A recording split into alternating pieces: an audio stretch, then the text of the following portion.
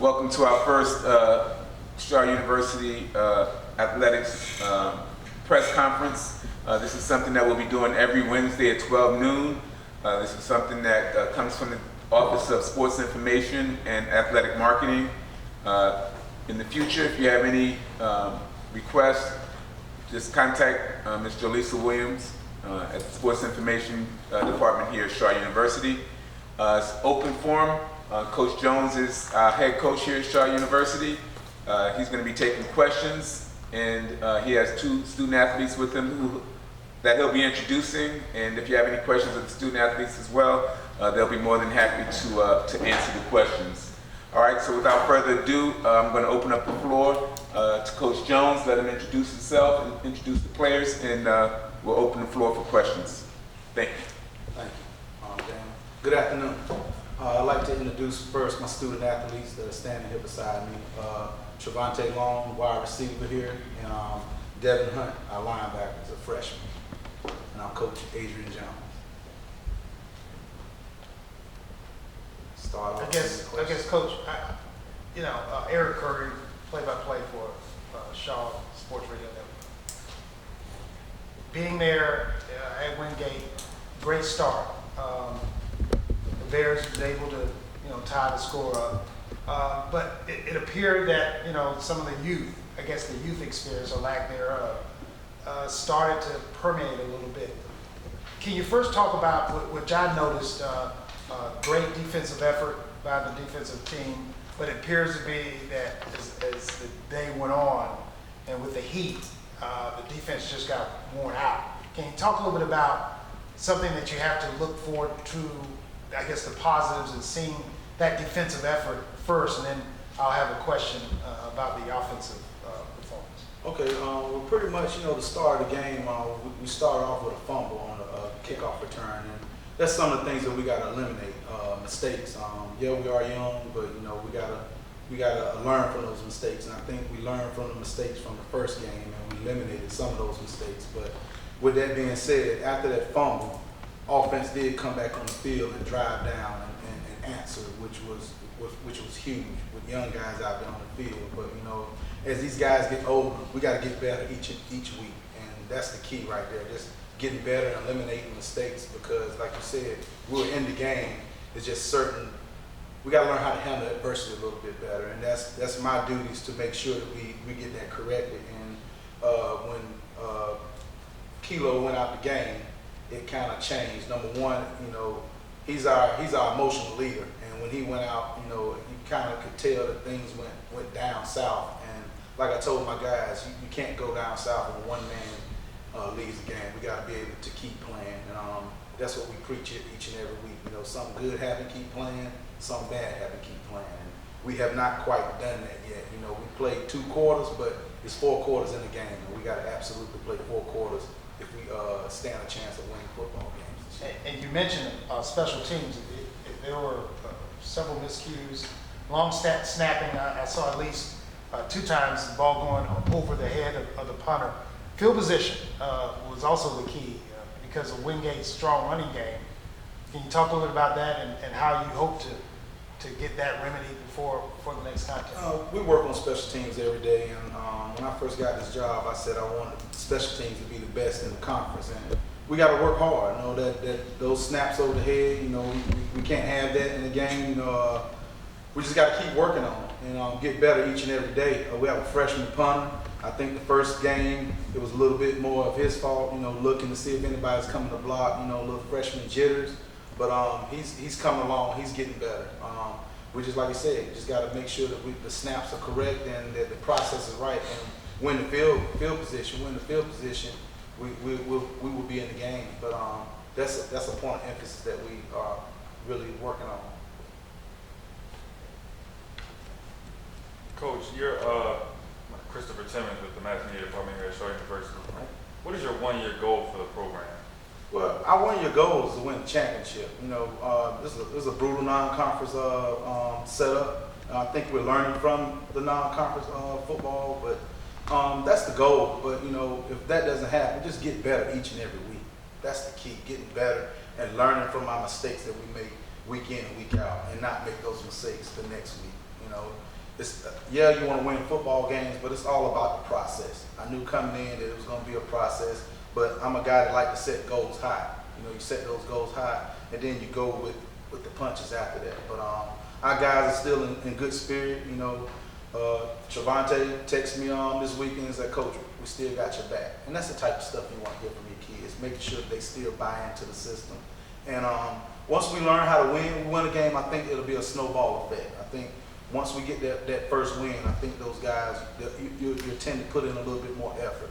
We have learned a whole lot from losing. You know, there's a lot of critiquing when you lose. So I think that's a benefit as well. You know, when you lose games, you kind of on your kids a little harder, making sure that you dot your I's and cross your T's. So I think it's benefited, but the goal is to win a CIAA championship.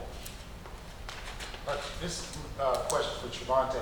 Trevante, noticing you in Wingate, it seemed that everything that went up in the air, you were pulling down.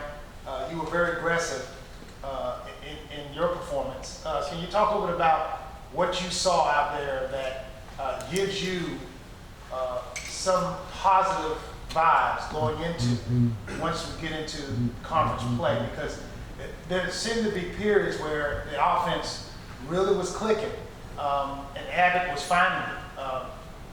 Can you talk a little bit about what you saw there that gives you, some encouragement and confidence? Well, like Coach said, our players, they're young, but they're growing up fast. Like, they're not growing. It doesn't seem like they're about to grow by the year. It seems like they're growing by the week. So that's a good thing. And once everybody clicks at the same time, receivers, quarterbacks, running backs, O-line, we'll be fine. We moved the ball. We scored 7 plays on the first drive. So if we can consistently do that, nobody in our conference is going to beat us, including Bowie, including Little City State. So I'm very confident. As long as we all click that, it'll be all right. Devin, congratulations first on being selected Rookie of the Week, CIAA. Can you talk a little bit about, the growth of this defensive unit, and what are some of the positives you're seeing from week to week, even though it's only the second game? We're young on defense, but we're growing a little bit. But the thing is, adversity was a big key. Where we're getting better with it. We had a little talk about it, and all the players said what they had to say. And I feel like week by week we're getting stronger and stronger. So I'm really not worried about the defense. I'm not worried about nothing really. One thing we just got to get over is the adversity, and when things hit us, we just got to take it in a better way. Coach, this being your first year, some would say in an environment like this, the first year head coach doesn't have the pressure because they can always use the excuse, a lot of these guys are not my guys. How do you go into this season, especially as we get into the meat of your schedule, that you tell your players, whether you brought them in or not, and the fans and alumni, that this is a team that you believe in, that you know that there's room, and that they have improved, and they continue to improve day to day at every practice, at every skull session. What is it that you see that makes you feel positive as you move forward? This week in and week out, like I said, the guys coming to me saying, "Coach, I have your back." They work. We had a great practice yesterday, probably our best practice we've had all year. And that's what you look for, finding ways to make sure they still buy into the system. I am my worst critic. I know that I want to win football games, and I know that I inherited these guys, but I also, when I took the job, I inherited them and said that I'm going to teach them and show them how to win. And that's my job, to show them how to win. Whether we win 4 games, whether we win 8 games, it's a process. So I want them to learn that process.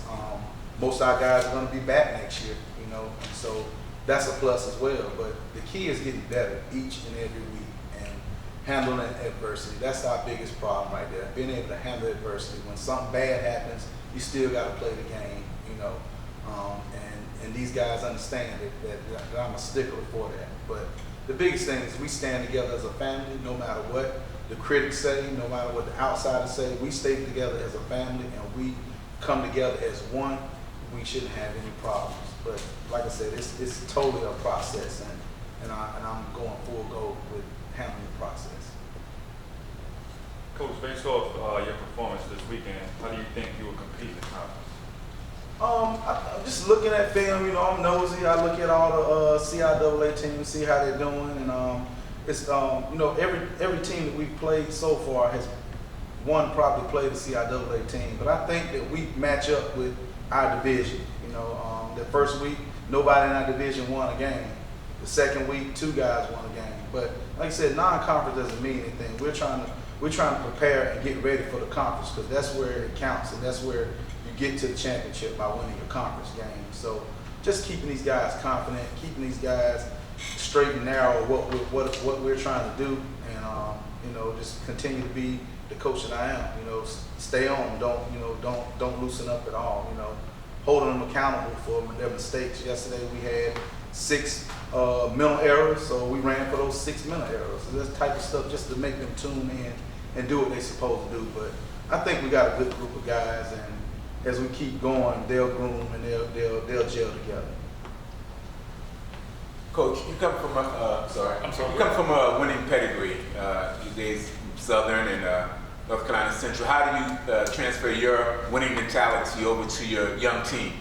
Well, we started by all my coaches on the staff have won a championship, each and every one of them. But what I did was I brought 5 of those championship rings that I won, and I told the coaches to also wear their rings, just to motivate these kids. Look, it can be done.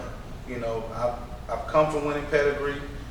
There's been places I've been where I had to build, but we build and we won when I stepped in as the head coach. And that's just something that we just keep talking about and letting these guys know that it can be done. And don't let nobody tell you that it can't.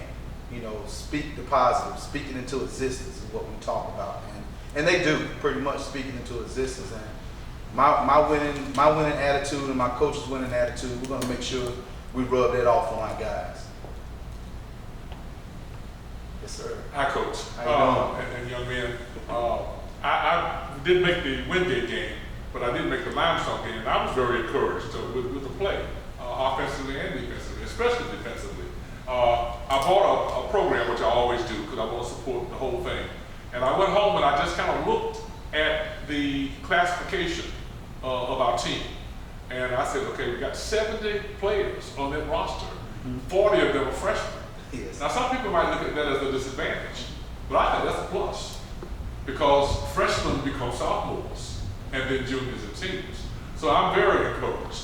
And please forgive me because I've got a doctor's appointment I need to make. But I just want to say to you and to your young men, keep playing. Just keep on playing and know that the alumni have your back also. And we're just so grateful to athletes who put on that garnet and white and play for us. And we're proud of you. And we know we won some championships here at Shaw.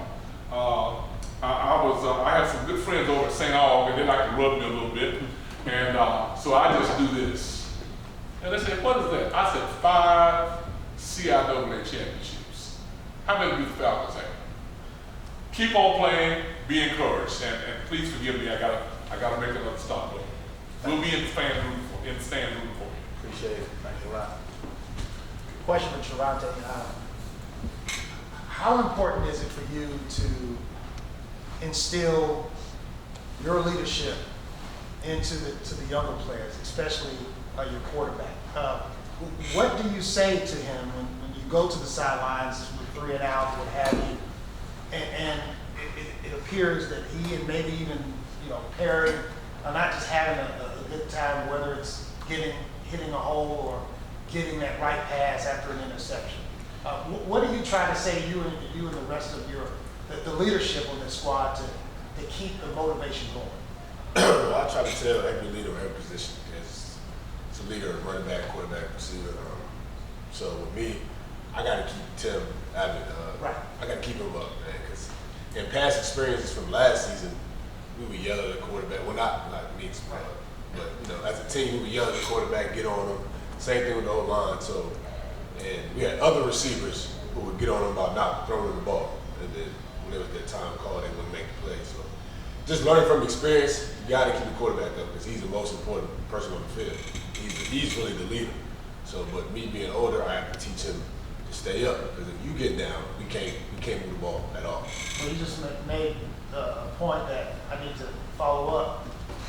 A loss is a loss. Yeah. All right, whether it's 56-0 or 7-6.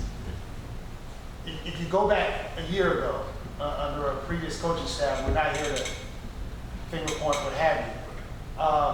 What's been the difference when you walk off the field after a tough loss, and you get encouragement, a charge from coaching, from the coach, and in your huddle before you get on the team bus to head back to Raleigh? Well, I think you just pointed out that's the difference. The encouragement that I get from Coach Jones to become a leader, because I've really never been the leader type. I'm just a player that make plays and go home. But he encouraged me to really be a leader. So I've been taking everything that he does. I watch what he does, and I try to take it to the offense. So when I'm talking to my teammates, I'm just making sure that they stay up. Staying up is what's going to keep us in every game or keep us beating everybody, you know? So that's the thing I try to do. Coach Jones, were there any key changes made after this weekend to your lineups or? Well, we have a kid that Kendall Evans, our starting left tackle, did a great job last week. Their best defensive end. He had a concussion. It was his third concussion, and unfortunately, his career is over. And what we did was I told him, no matter what happens, he's still going to be a part of the team. He's going to help out our offensive line coach. He'll be at every game, traveling, and all that stuff. He was really hurt about it. Talked to the kids yesterday, and what was ironic about that, after the loss, I told the kids that you have to leave it out there on the football field. You have to say, when this game is over with, the last play or the last game I played in, I gave it my all. And that's what Kendall did. He gave it his all in his last game. And you don't want to ever second guess your last time on the football field. And I can say that he doesn't have to second guess that, So hopefully he'll become a coach one day. He's going to be the assistant offensive line coach now, helping out Coach Hart with the eyes and stuff. And I think that'll be a great job. That'll be a great thing for him. But that's one thing about my kids, our scholarship kids. Even if they have a season-ending injury or an injury that keeps them from playing for the rest of their career, they'll still be on scholarship. I promised their parents that when they came here, when they got a scholarship, that no matter what happens injury-wise, we will still pay for their tuition. I think, Devin, this one's for you. And since you're representing the defenses, you're going to have to ask for everybody. There were a couple of plays, Wingate had a very strong running attack. I think they, at one point before the end of the game, they had implemented, used at least 4 running backs, very deep in that position. But there were several times where there were some plays that the running back just really bounced off several defenders going up the field. What did you find in looking back at maybe some tape that the defense has to improve upon moving into the next game? A big thing is we gotta squeeze, D-line needs to squeeze a little bit more. Linebackers, as myself, we need to attack block better. And even if we attack it better, we need to attack it the right way. If we need to be in our gap, you know what I'm saying? And if somebody's in our gap, at least correct them. And that's what we want. We weren't doing that. We wasn't correcting everybody, you know what I'm saying? If somebody's in our gap, we were just being there. And another thing is, he was a big back, and we weren't wrapping up. We were just throwing the shoulder in. So we need to start wrapping up more.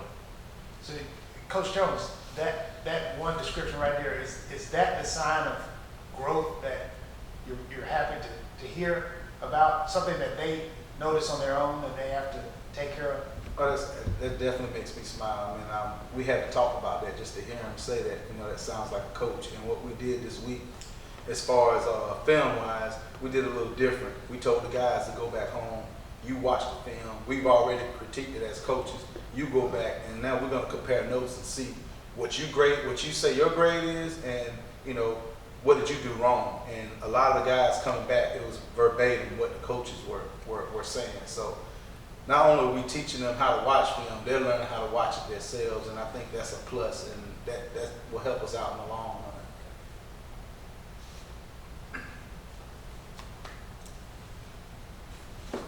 Any other questions? All right, well, thank you everybody for coming out. This concludes our first press conference. Thank you, Coach. Thank you. And the student athletes. And like I said, if you have any other further questions throughout the week, if you have any media requests, you can contact Ms. Jolisa Williams at jwilliams@sharu.edu. Thank you for coming out. Thank you.